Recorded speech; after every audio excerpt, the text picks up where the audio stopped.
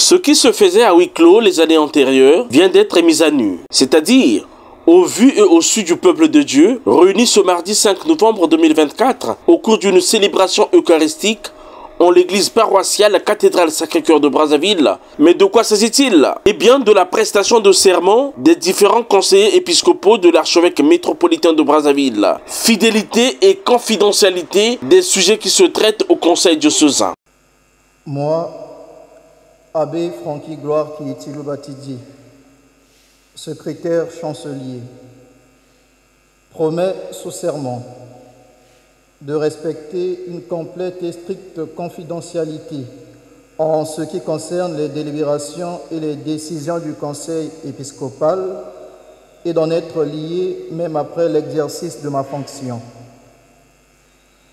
De respecter les obligations que ma fonction m'impose et d'agir uniquement dans les limites des pouvoirs qui me sont confiés sous l'autorité de l'évêque.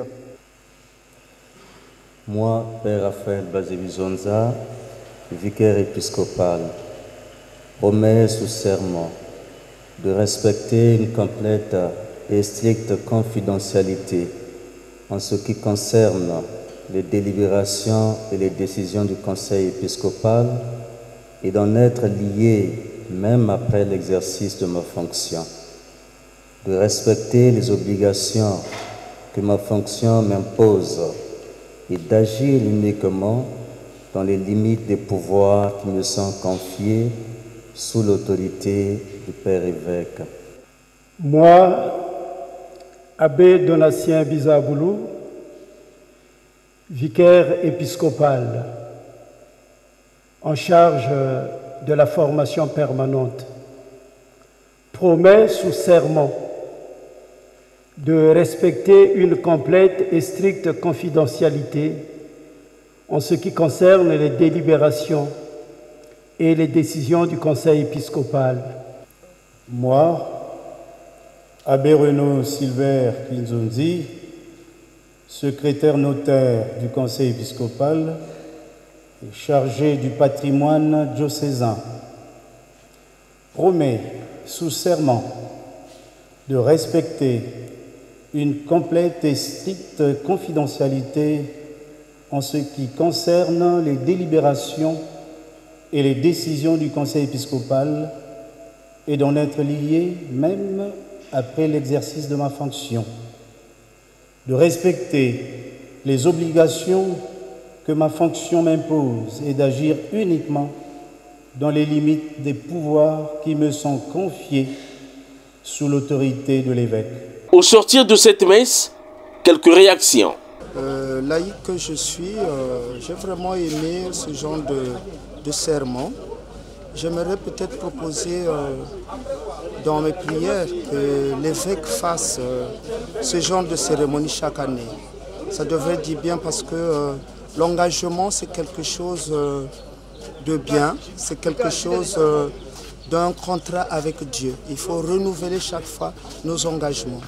Le bien fondé, c'est on construit l'église, mais on ne construit pas dans le bruit. Il y a des sujets délicats. Prenons un exemple. Un prêtre, par exemple, qui a commis une faute grave. On va peut-être le punir ou pas, on en parle, et toi tu vas dire des choses en dehors de... Ça ne se fait pas. Donc je crois que c'est important que nous prenions conscience de cela. C'est vraiment un bonheur d'être choisi par le Père évêque pour que je fasse partie de ces conseillers, ceux qui sont même de l'aider dans le gouvernement de l'archidiocèse de Brazzaville. Monsieur l'abbé, êtes-vous prêt à respecter ce serment? Ah, bien sûr, il faut qu'on respecte le serment. Sinon, c'est de la rigolade. Trouvant ce sujet très sensible à leur égard et à l'égard de leur congrégation, ces religieuses préfèrent s'abstenir aux questions-réponses des journalistes. À la question de savoir si ce serment n'est pas respecté, quelles sont les conséquences ou les sanctions, le vicaire général l'abbé Vincent Massengo et le chancelier l'abbé Francky Gloire Kiitilou nous en dit plus. D'abord en église, on ne sanctionne pas pour sanctionner. La première démarche c'est de rappeler à l'ordre avertir. Effectivement, s'il y a infidélité, le membre sera révoqué du conseil épiscopal. Mais ce n'est pas le but. Effectivement, c'est une éventualité. Nous sommes humains. S'il y a serment, ça signifie qu'il peut y avoir des faiblesses ou des failles quelque part. Mais les sanctions qui peuvent arriver, si l'on n'a pas respecté son serment, naturellement s'assurer que l'évêque peut te retirer du conseil épiscopal, parce que tu n'as pas tenu à ton serment, à tes obligations, et aller un peu plus loin.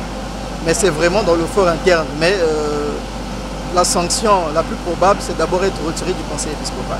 Mais monsieur l'abbé, qu'est-ce qui se dit exactement au niveau du conseil épiscopal? Je suis maintenant sous serment. En tout cas, de tout cela, que le directoire nous éclaire.